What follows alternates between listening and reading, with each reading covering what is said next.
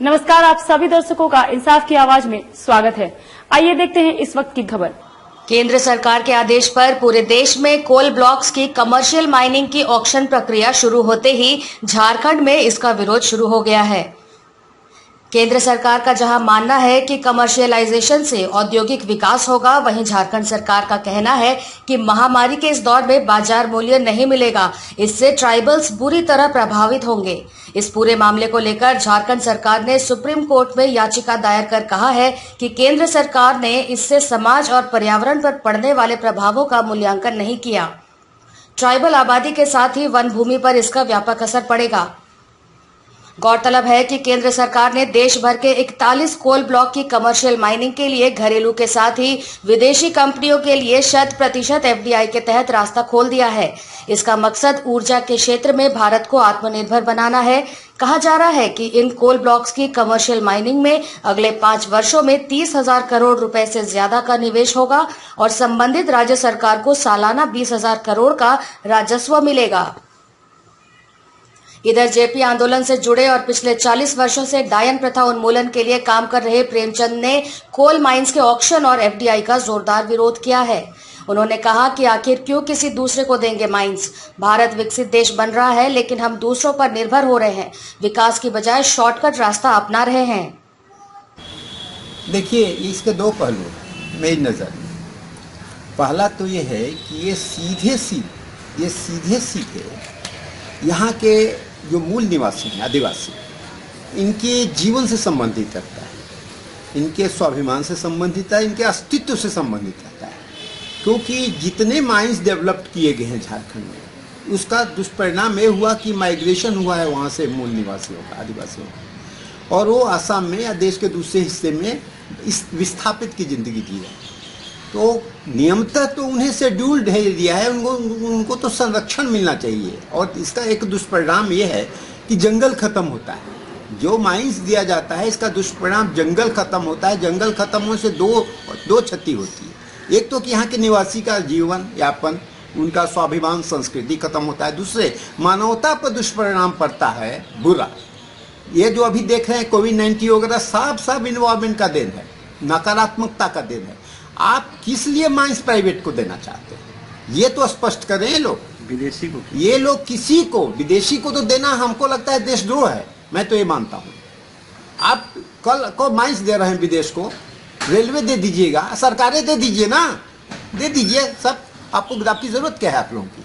अरे भाई, देश है, इसमें विकसित करो, हमारे लोगों को आने दो, और जो सुरक्षित चीजें हैं उसको बचा के रखो। अमेरिका तो अपने यहाँ से पेट्रोलियम नहीं निकालता है, वो संरक्षित रखता है। आप विकसित देश बन रहे हो तो आप अपने एसेट को संरक्षित करो। आप सोलर ऊर्जा पर क्यों नहीं ध्यान दे रहे हो, जो आपके यहाँ भरा हुआ है? अगर आप विकसित करो तो आपको कोल की जरूरत ही नहीं पड़ेगी। आप विकास में नहीं जाना चाहते हो, आप शॉर्टकट रास्ता अपनाना चाहते हो, और वो जीवन से संबंधित आप जीवन छीन रहे हो। इसके बहाने हम तो ये कहेंगे, कभी इंदिरा जी ने कोल का माइंस का राष्ट्रीयकरण किया था। राष्ट्रीयकरण मतलब ये हमारा है, देश का है, और आप लोग विकेंद्रीकरण जो उसको कर रहे हो, लोगों को दे रहे हो, पूंजीपतियों को दे रहे हो। तो देखिए, इनडायरेक्टली तो पूंजीपति देश में शासन कर रहे हैं, इसमें कहीं दो राय नहीं। लेकिन बेहतर है कि आप एकदम ऑथराइज कर दीजिए ना। क्या जरूरत है संविधान की, संरक्षण की, समाजवादी लोकतांत्रिक देश नाम रखने की? बहुत बुरा है। मेरी समझ से दूरगामी नकारात्मक प्रभाव भारत पर बहुत बुरा पड़ने जा रहा है इसका, यहाँ के निवासियों पर। और एक चीज है कि इस देश में माइंस का जहां तक संबंध है 40% झारखंड में है, और तमाम माइंस की बात आ रही है। कोल माइंस को तो आप कर ही रहे हो, हमने सुना है कि तमाम माइंस को आप देने जा रहे हो, तो आप झारखंडों को बेच दो ना, बेच दो। किसको लीज दोगे? अमेरिका को, चीन को, किसको दोगे? झारखंड को? ये बहुत बुरा हो रहा है। मुझे लगता है कि कोर्ट को इसको संज्ञान में लेना ही चाहिए, और लेना नहीं चाहिए, इसको निरस्त करना चाहिए, और इस पर व्यापक जन आंदोलन होना चाहिए। मुझे लगता है यहाँ के जितने रीजनल पार्टी के लोग हैं जो आंदोलन, हम भी रहे हैं आंदोलन में, कभी हम इस समाज के लिए काम कर रहे हैं 40 साल से, उनके निवासियों की समस्याओं को तो आप दूर नहीं कर रहे, उनके बल्कि अस्तित्व को खतरे में डाल रहे हो और बढ़ा रहे हो। ये बहुत खराब है, बहुत बुरा है।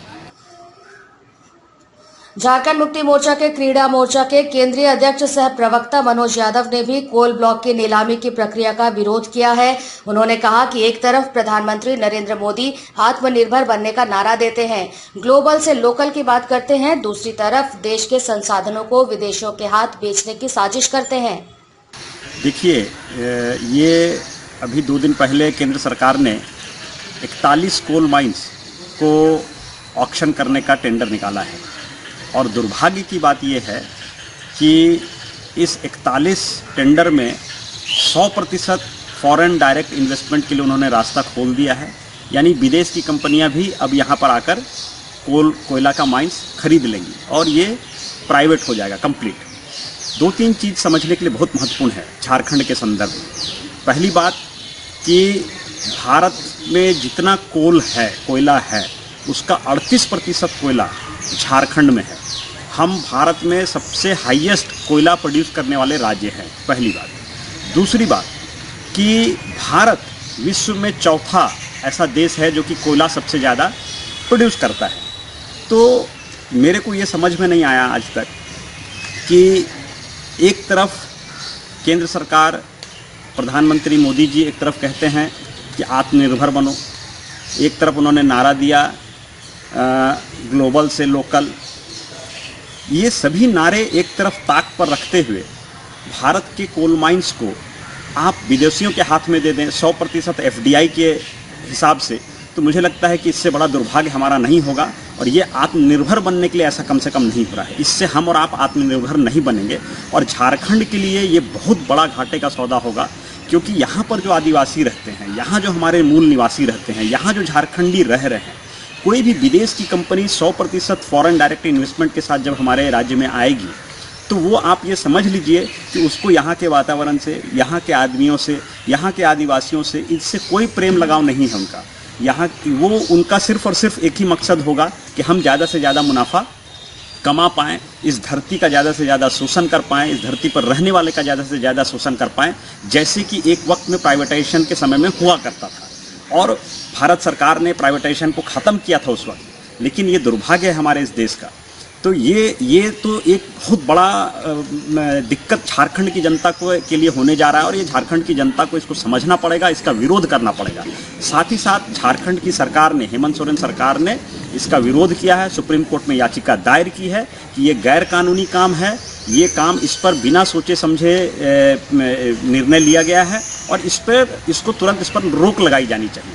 तो झारखंड सरकार, हेमंत सोरेन सरकार प्रतिबद्ध है झारखंड की जनता के लिए, यहाँ के आदिवासियों के लिए, मूलवासियों के लिए, यहाँ के कोल के लिए, यहाँ के माइंस के लिए। और मैं ये कहना चाहूँगा कि इस सरकार ने जब 2014 की अगर आप बात करें, जब पहली दफ़े मोदी जी की सरकार बनी थी, उस वक्त 40%, 50% फॉरेन डायरेक्ट इन्वेस्टमेंट का इन्होंने इतना पुरजोर विरोध किया था। इनके जितने भाषणों को सुन लीजिए, इनके जितने नेता हैं उनके बातों को सुन लीजिए, तो इन्होंने मनमोहन सिंह पर यह आरोप लगाया था कि ये पूरे भारत को बेच देंगे, जिस तरह से अंग्रेजों को बेच दिया गया था। ये आरोप लगाया था उन्होंने।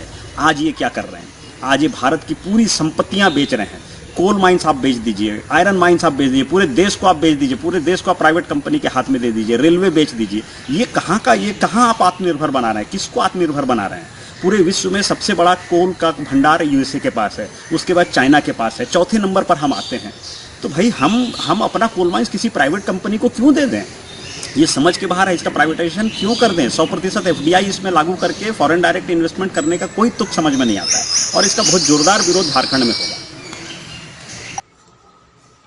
उधर पूर्वी सिंहभूम के भाजपा सांसद विद्युत वरण महतो ने कोल आवंटन पर अपनी प्रतिक्रिया देते हुए कहा कि भारत आत्मनिर्भर बनेगा और यह कदम इसी उद्देश्य से उठाया गया है।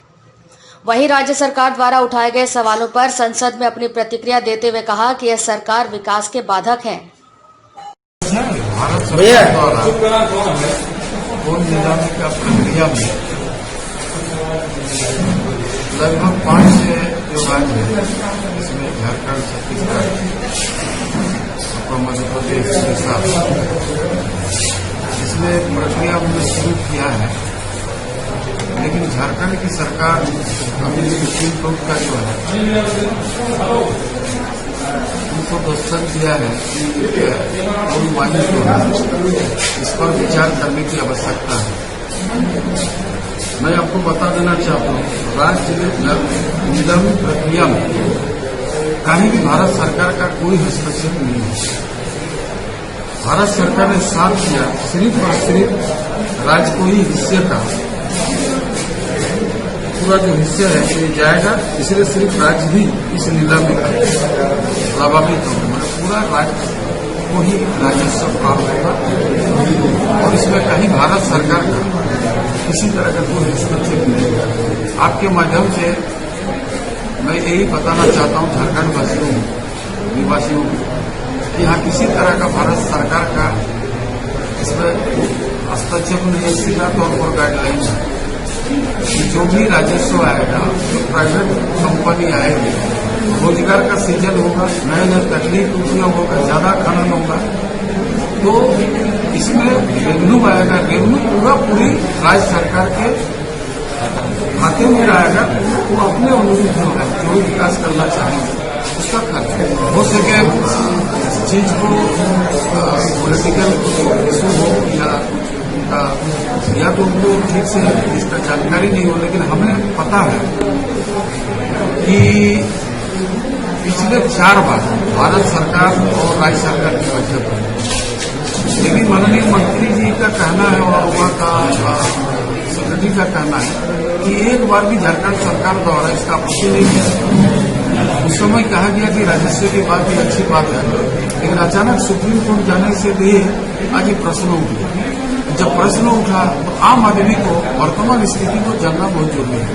इसलिए सभी संसदीय क्षेत्र में, सभी पूरा राज्य के सभी जिला में आज हम लोग प्रेस के माध्यम से सभी झारखंड वासियों को इसके बारे में आपके माध्यम से लोगों को जानकारी मिले, इसलिए प्रेस का वार्ता आपके साथ कर रहे हैं।